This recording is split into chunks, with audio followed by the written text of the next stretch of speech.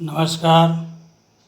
आज हम लोग कक्षा 9 की हिंदी विषय के अंतर्गत आने वाले साखी दोहे का अध्ययन करेंगे।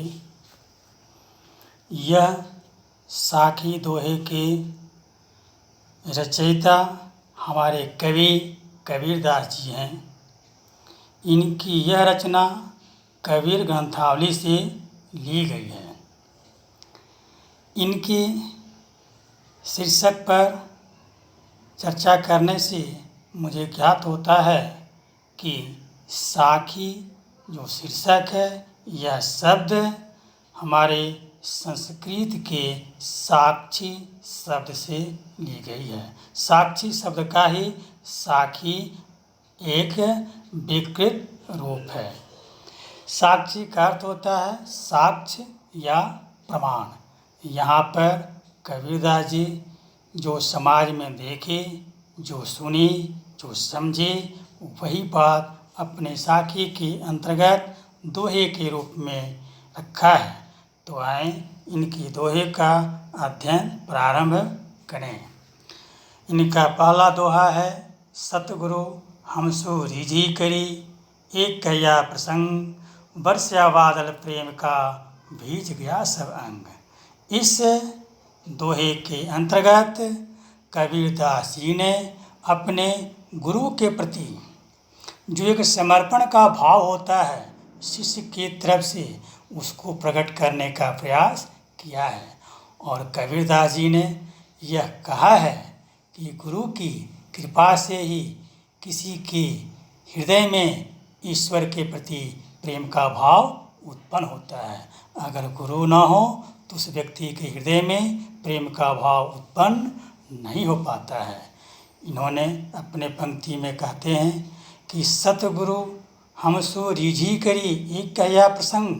यहाँ हमसु का अर्थ होता है हमसे, और रीझी करी का अर्थ होता है प्रसन्न होकर, और प्रसंग का अर्थ होता है कथा या उपदेश। तो इन्होंने कहा है कि गुरु की महत्ता का वर्णन करते हुए इन्होंने कहा है कि सतगुरु ने हमसे प्रसन्न होकर हम पर रीझ कर एक ज्ञान का उपदेश दिया है। उस उपदेश के कारण ही हमारे हृदय में ईश्वर के प्रति सच्चा प्रेम प्रकट हुआ है। इन्होंने अगले पंक्ति में कहते हैं कि वर्षा बादल प्रेम का, भीज गया सब अंग। यह कहते हैं कि इनके उपदेश से भक्ति, प्रेम और स्नेह रूपी बदली की ऐसी वर्षा हुई जिससे मेरा अंग अंग भींग गया। कबीरदास जी के कहने का भाव यह है कि गुरु के उपदेश से ईश्वर के प्रति प्रेम का भाव उत्पन्न होता है, और उसी प्रेम से किसी भी व्यक्ति के मन में शांति प्राप्त होती है। अतः मानव जीवन में गुरु का एक अलग ही महत्व है। इन्होंने अगले दोहे में कहा है कि राम नाम के पटतरे, देवी को कुछ नाही, क्या लें गुरु संतोष ये, होश रही मन माही। यहाँ पर कबीरदास जी ने गुरु तथा राम नाम का महत्व का वर्णन किया है कि गुरु हमारे जीवन में कितने महत्वपूर्ण हैं। इन्होंने लिखा है कि राम नाम के पटतरे, पटतरे का अर्थ होता है समान वस्तु।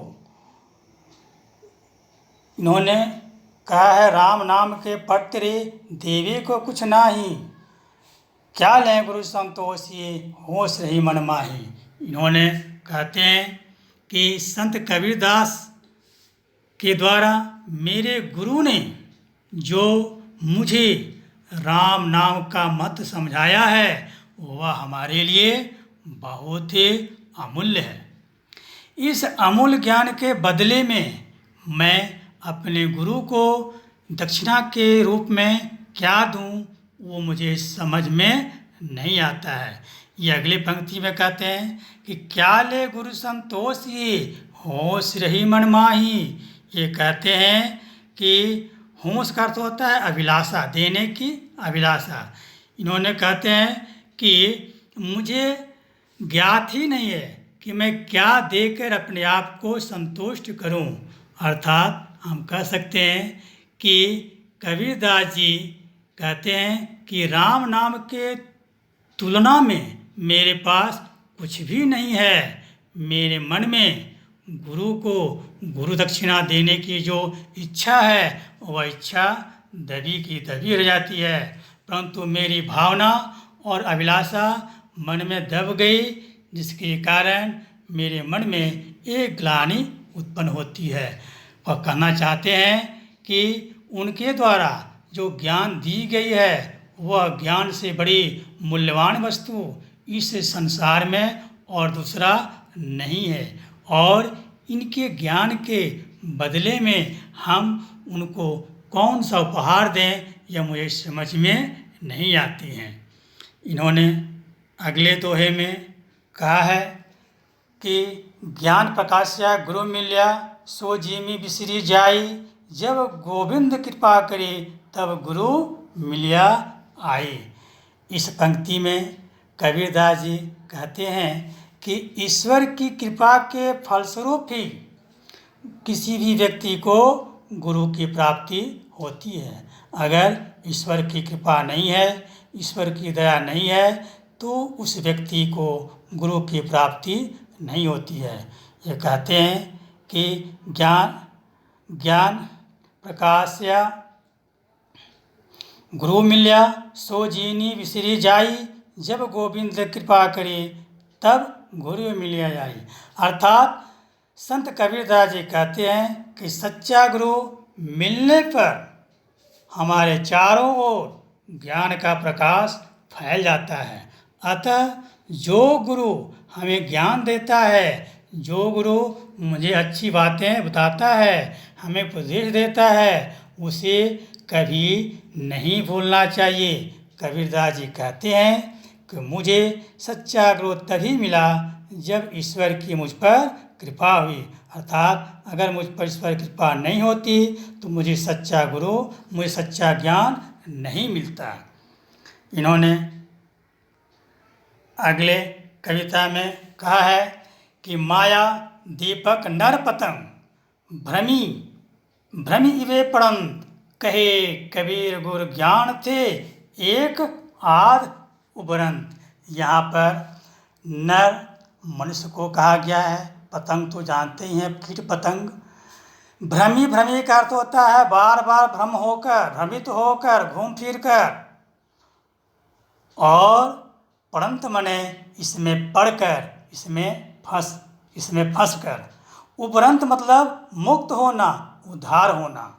यहाँ पुनः कविता का अवलोकन करते हुए देखते हैं कि माया दीपक नर पतंग भ्रमी इमे पड़ंत। कहे कबीर गुर ज्ञान थे एक आप उबरंत।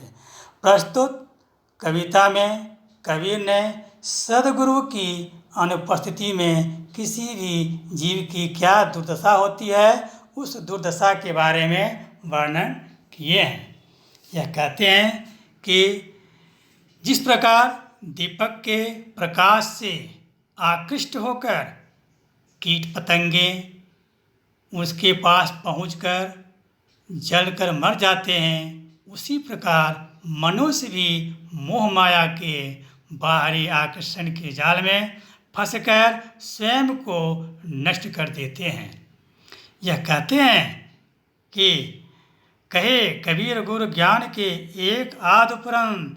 यह कहते हैं कि इस मोह माया के बंधन से मुक्ति पाना गुरु ज्ञान से ही संभव है, परंतु गुरु ज्ञान से भी सभी को मुक्ति मिल जाए यह आवश्यक नहीं है।